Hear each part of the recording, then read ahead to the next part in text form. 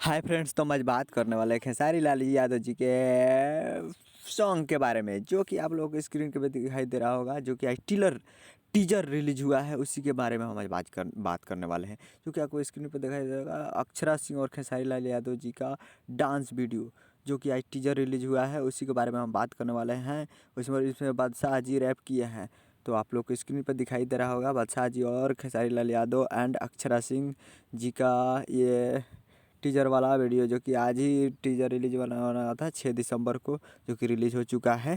और इसका full video कब रिलीज़ होगा यही हम आज बताने वाले हैं, तो आप लोग एंड तक देखिएगा वीडियो।